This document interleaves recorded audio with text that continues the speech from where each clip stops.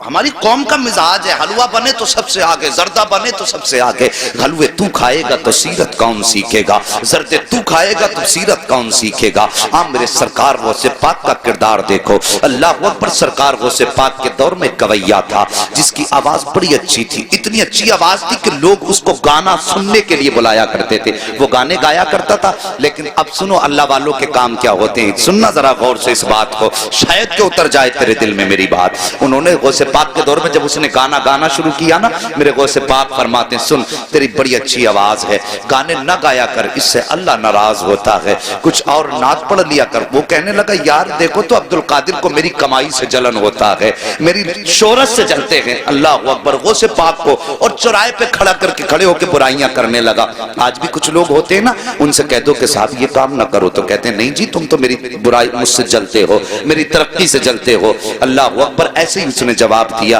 وقت گزرتا گیا، لوگوں میں اس کی بڑی مقبولیت ہوئی، وہ پیسے کما کے لاتا تھا، گھر والے کھانا کھلا دیتے تھے، لاتا تھا کھلا دیتے تھے۔ لیکن یاد رکھو ہر چیز کی ایک عمر ہوتی ہے، اور صاحب کبھی یہ سوچ کے گناہ نہ کیا کرو کہ بڑھاپا آئے گا تو توبہ کر لیں گے، ابھی تو جوانی ہے، ابھی تو دیکھا ہی کیا ہے۔ نہیں جی، عمر کے کسی بھی حصے میں موت آ سکتی ہے۔ قسمت والے ہوتے ہیں جنہیں بڑھاپا ہاتھ آ جاتا ہے۔ اب تو دیکھا کہ سفید بالوں والے بستر پہ لیٹے رہتے ہیں، اور جوان لوگوں کے جنازے گھروں سے ہم نے اٹھتے دیکھے ہیں۔ یار موت کی تیاری کر لو، موت کی تیاری کر لو۔ اللہ کے بندو موت کو دور نہ جانو، موت ہمارا پیچھا کر رہی ہے، ہم موت سے بھاگ رہے ہیں لیکن موت ہمارے پیچھے ہے، ایک دن آ کے ہمیں پکڑ لے گی۔ اللہ اکبر۔ سرکار کو پاک فرماتے ہیں سن تو توبہ کر لے۔ اس نے کہا نہیں تم جلتے ہو میری ترقی سے۔ وقت بدلا، گلے میں اب اس کے بڑھاپے کے اثر آئے، آواز دبنے لگی، لوگوں نے اس کو بلانا شروع کر دیا۔ لوگوں نے جب اس کو بلانا شروع بند کر دیا، جب آواز ختم ہوئی لوگوں نے بلانا بند کیا،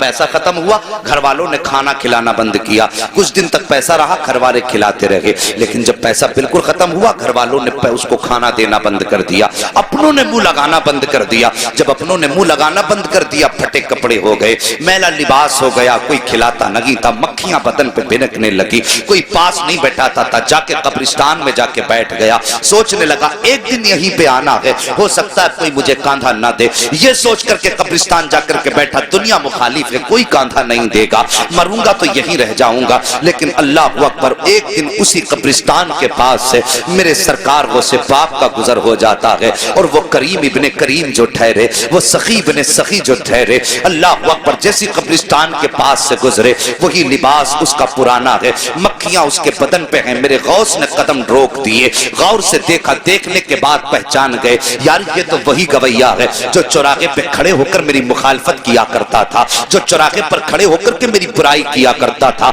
آپ گئے، اپنے شاگرد کو بلایا، بلانے کے بعد آپ نے کچھ پیسوں کی تھیلی دی اور اپنے شاگرد کے ہاتھ میں دے کر کے کہا جاؤ قبرستان چلے جاؤ، وہاں پر ایک غریب بیٹھا ہوا ہے، اس کو جا کر کے یہ پیسہ روپیہ جا کر کے دے دو۔ اللہ اکبر، جیسی وہ لے کر کے چلا، غوث پاک فرماتے ہیں نام مت بتانا کس نے دیا ہے ورنہ وہ شرمندہ ہو جائے گا۔ آج اپنی زندگی کا آپ جائزہ لیجئے، اگر زکوٰۃ بانٹتے ہیں تو کیمرے لگا کے بانٹا کرتے ہیں، خیرات تقسیم کرتے ہیں تو کیمرے لگا کے تقسیم کیا کرتے ہیں۔ یار ہم نے کوئی نیکی کی تو اللہ کو دکھانے کے لیے کی یا بندوں کو دکھانے کے لیے کی ہے؟ اگر دنیا کو دکھانے کے لیے کرتے ہو تو یہ نیکی تمہارے منہ پہ مار دی جائے گی، اگر اللہ کو دکھانے کے لیے کر رہے ہو تو پھر کسی کی پرواہ نہ کرو، کوئی دیکھے نہ دیکھے، بس یہ سوچا کرو کہ یا تو خدا دیکھے یا مدینے والا مصطفیٰ دیکھ لے۔ اور وہ سے پاک فرماتے ہیں جا کے اسے بتانا مت کس نے دیا ہے۔ یہ آیا مرید لے کر کے، آنے کے بعد قبرستان میں اسی غریب کے ہاتھ میں جا کے جب تھیلی رکھی نا،